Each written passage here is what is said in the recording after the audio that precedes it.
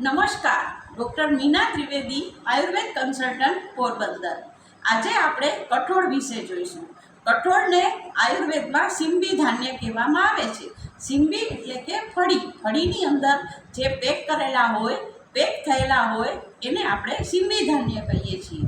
તો એની અંદર વાલ, વટાણા, ચણા, ચોરા, મગ, અડદ બધું આવે છે।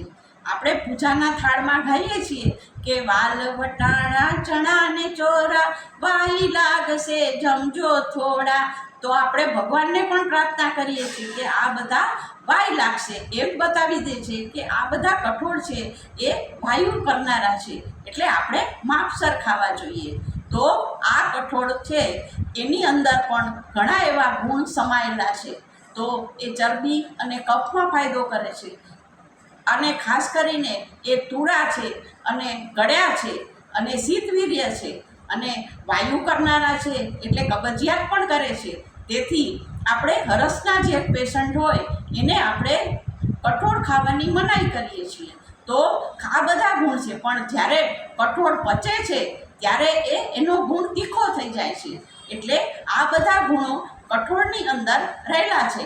અત્યારના પ્રમાણે કઠોળની અંદર પુષ્કળ પ્રમાણમાં પ્રોટીન અને વિટામિન સમાયેલા હોય છે, તેથી આપણે કઠોળ લેવાની ભલામણ કરવામાં આવે છે। તો આપણે કઠોળ માપસર ખાવું જોઈએ। વધારામાં કઠોળની અંદર સૌથી ઉત્તમમાં ઉત્તમ કોઈ કઠોળ હોય તો મગ છે।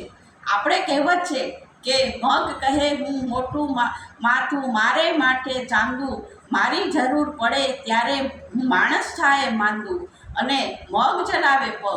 તો જ્યારે બીમાર હોય કે બીમારીમાંથી માણસ ઉઠ્યો હોય કે ઘણા બધા ઉપવાસ કર્યા હોય પછી પણ આપણે મગનું પાણી આપવાનો આપણામાં રિવાજ છે, કારણ કે મગનું પાણી એકદમ પચવામાં હલકું છે અને પૌષ્ટિક છે। એની અંદર આપણે આદુ, સંચળ બધું નાખીએ તો એ વધારે ફાયદાકારક થાય છે અને રુચિ ઉત્પન્ન કરે છે, તેથી મગનું પાણી આપવામાં આવે છે। વાલ છે એ વાયડા છે પણ ધાવણ ઉત્પન્ન કરે છે, અને સૌથી શ્રેષ્ઠ છે અડદ। અડદ છે એ સ્નિગ્ધ છે અને બળદાયક છે। તો આપણે અડદનો મુખ્ય ઉપયોગ વારના રોગમાં પણ કરવામાં આવે છે, અને વધારામાં જેને વીર્યના કણ ઓછા આવતા હોય, એટલે સ્પર્મ કાઉન્ટ જેના ઓછા આવતા હોય, એને 1 વાટકી અડદ બાફેલા, વઘારેલા, મસાલો કરેલા ગમે એ રીતે ખાવામાં આવે તો એની અંદર એના કાઉન્ટ વધે છે। આ રીતે આપણે બધા કઠોળના અલગ અલગ પ્રકારના આપણા ગુણ છે, તો આ બધા કઠોળ આપણે ખાસ કરીને ખાવા જોઈએ। સૌથી ઉત્તમમાં ઉત્તમ જો કોઈ હોય તો એ મગ છે, અને સૌથી ખરાબમાં ખરાબ, સૌથી વાયુ કરે એવું કઠોળ હોય તો એ ચોળા છે।